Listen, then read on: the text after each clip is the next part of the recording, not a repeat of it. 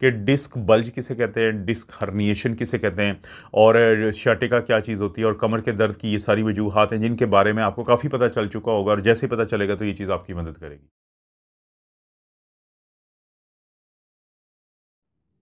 अस्सलामुअलैकुम दोस्तों और साथियों, उम्मीद है आप लोग खैरियत से होंगे। आज की इस वीडियो में मैं कोशिश करूंगा कि लोग क्योंकि अक्सर एक सवाल पूछते हैं अपनी कमर के दर्द के बारे में, तो कुछ बुनियादी से सवालात का जवाब उनको मिल जाए, उनकी कन्फ्यूजन दूर हो जाए। क्योंकि कन्फ्यूजन वहाँ पे सिर्फ दूर होती है कि अगर आपको बेसिक अंडरस्टैंडिंग हो जाए, बुनियादी ऐसी हकीकी मालूमात मिल जाएँ जो शायद पहले से आपको नहीं आइडिया होता। जो कमर का दर्द होता है इसमें जैसे एक कुछ लोगों को कहा जाता है कि आपकी जो डिस्क है वो बल्ज कर गई है। डिस्क बल्ज डिस्क का बल्ज कर जाना क्या होता है? बाज़ लोगों को कहा जाता है कि आपकी जो डिस्क है वो हर्निएट कर गई है, स्लिप कर गई है, तो या टूट गई है। तो इसका क्या मतलब होता है? तो ये जो चीज़ें हैं इन पे बात करने से पहले देखें कि रीढ़ की हड्डी आपने सुना होगा। रीढ़ की हड्डी कहने को तो हम उर्दू में जब कहते हैं तो रीढ़ की हड्डी का ऐसे लगता है कि ये कोई एक हड्डी है, लेकिन ये एक हड्डी नहीं होती, बल्कि ये हड्डियाँ होती हैं काफ़ी सारी जो एक दूसरे के ऊपर रखी हुई होती हैं, जैसे अगर आप ईंटों को रखें। लेकिन थोड़ा प्रॉब्लम ये होता है कि अगर ये गौर करें कि इसको हम वर्टिब्रा कहते हैं एक को, और वर्टिब्रे कहते हैं एक से ज़्यादा, ज़ाहिर है ये रखे हुए हैं। तो मसला क्या होगा कि जब हमने चलना फिरना है तो यही जो हड्डियां हैं इनका एक दूसरे के ऊपर रगड़ पड़ने का डर होता है। तो इसीलिए इनके दरमियान एक और चीज़ मौजूद होती है जिसको डिस्क कहते हैं, और ये डिस्क से मुतल्लिक ही सारी चीज़ें हैं। इसको जो डिस्क को हम इंटरवर्टिब्रल यानी वर्टिब्रा के दरमियान पड़ी हुई डिस्क कहते हैं।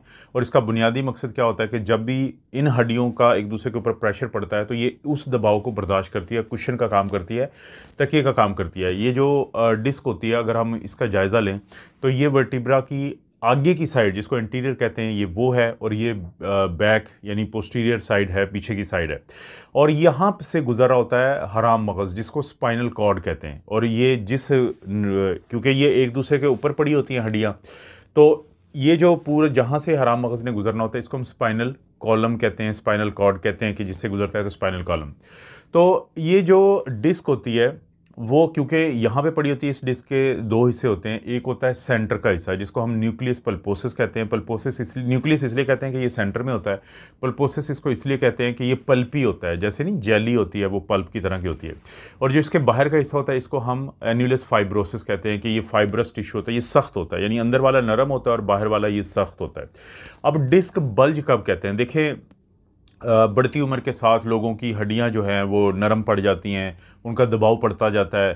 तो डिस्क बल्ज का मतलब होता है कि जो एन्यूलस फाइब्रोसिस कि आपकी डिस्क का ये जो बाहर वाला हिस्सा है ये बाहर की तरफ निकलता है, ये बाहर की तरफ प्रोट्रूड करता है, बाहर की तरफ झांकना शुरू कर देता है, और इसको हम कह देते हैं कि डिस्क बल्ज हो गया। इससे कहीं ज़्यादा ख़तरनाक चीज़ होती है डिस्क हर्निएट। बाकी सारे हर्निएशन के ही नाम है कि डिस्क का फट जाना, टॉर्न हो जाना, स्लिप हो जाना। लेकिन हर्निएट का क्या मतलब है कि ना सिर्फ ये कि ये जो एनुलस फाइब्रोसिस होता है ये टूट जाता है, ये टॉर्न हो जाता है, और ये जो न्यूक्लियस पल्पोसिस है ये भी बाहर की तरफ आ जाता है। तो इससे हम कहते हैं हर्निएटेड डिस्क। ये अक्सर आपने देखा होगा कि कोई भारी सामान उठाए, किसी ने कोई अचानक ही हैवी चीज़ उठा ली, कोई हैवी काम कर लिया, तो उसके बाद से उसको कमर की दर्द शुरू हो जाती है। एमआरआई करवाते हैं तो डॉक्टर उनको बताते हैं कि आपकी डिस्क जो हर्निएट कर गई है।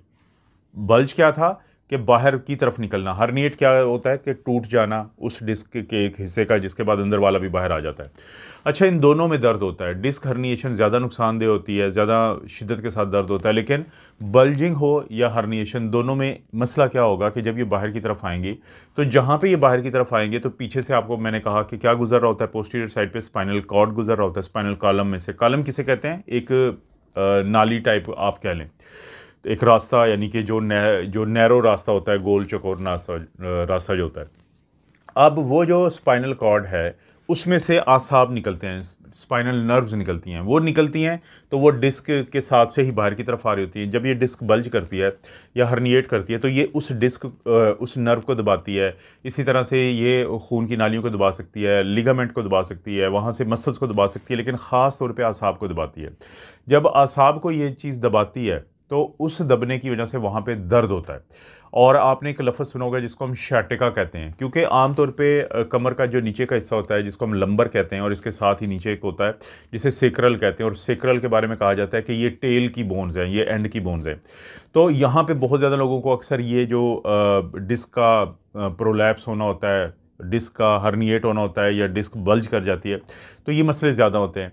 तो यहाँ पे क्या होता है कि जो लंबर होते हैं L4, L5 और नीचे जो टेल यानी सेक्रल वाला S1, S2 और S3, ये जब धागे मिलके एक ख़ास नर्व बनाते हैं जिसको हम शाटिका नर्व कहते हैं। ये हमारी जो टांगें होती हैं उनकी बैक साइड से गुजर रही होती है, टांगों में जाती है।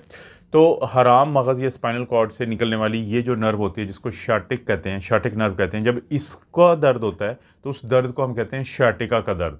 लेकिन बुनियादी क्या चीज़ होती है कि वही जो डिस्क होती है वो या तो बाहर की तरफ आ जाती है या वो टूट जाती है।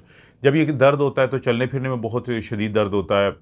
जो डिस्क बल्ज है वहाँ से आपको एक ये भी आपको सबक मिलता है कि अगर आप कोई ऐसा काम करते हैं कि मुसलसल बैठे रहना पड़ता है, तो कोशिश किया करें कि जैसे ही दरमियान में आपको फ्री टाइम मिलता है तो आप लेट जाया करें, क्योंकि बैठे रहने से सारा प्रेशर इस रीजन पे आता है, लंबर पे और सेक्रल पे। जब आप लेट जाते हैं तो वो प्रेशर ख़त्म हो जाता है। एक फ़नी बात ये है कि कहा जाता है कि सुबह जब लोग उठते हैं तो उनकी हाइट ज़्यादा होती है, लेकिन रात तक उनकी हाइट थोड़ी सी कम हो जाती है। टेक्निकल एक चीज़ है, क्योंकि डिस्क के ऊपर प्रेशर जब पड़ता रहता है, एक तो हाइड्रेशन यानी पानी उसमें कम होता है और दूसरा उसको बर्दाश्त कर करके वो नीचे की तरफ जाती है। तो जब लेटने से क्या होता है, प्रेशर ख़त्म हो जाता है। तो इसलिए हम कहते हैं कि अगर आपको डिस्क बल या कुछ ऐसा मसले से बचना चाहते हैं तो जैसे ही आपने देखा कि आपके पास फ्री टाइम है तो आप लेट जाया करें, उससे आपको काफ़ी ज़्यादा फ़ायदा हो जाता है। और इसी तरह से जो शाटिका का अगर आपको पेन है तो आप अपने डॉक्टर के पास जाएंगे, ऑर्थोपेडिक सर्जन के पास, वो आपका एमआरआई करवाएगा। एमआरआई पे ये चीज़ पकड़ी जाती है और कोशिश यही होती है कि मुमकिन हद तक कि आपका सर्जरी के बगैर इलाज किया जाए। लेकिन अगर किसी की डिस्क हर्निएट हो जाए तो फिर सर्जरी का जो ऑप्शन है वो भी करना पड़ता है। तो मुझे उम्मीद है कि डिस्क बल्ज किसे कहते हैं, डिस्क हर्निएशन किसे कहते हैं और शाटिका क्या चीज़ होती है और कमर के दर्द की ये सारी वजूहात हैं जिनके बारे में आपको काफ़ी पता चल चुका होगा, और जैसे पता चलेगा तो ये चीज़ आपकी मदद करेगी। आपको पता है दोस्तों, मैं इस तरह की वीडियोस बनाता रहता हूं, तो वीडियो को लाइक करें, चैनल को सब्सक्राइब करें। कोई वीडियो अच्छी लगती है तो दोस्तों रिश्तेदारों से शेयर करने के लिए नीचे ऑप्शन को जरूर इस्तेमाल करें। आप अपना और अपनी फैमिली का ख्याल रखें। अल्लाह ताला आपको और आपकी फैमिली को हर किस्म की बुराई, बीमारी और आजमाइश से महफूज रखें।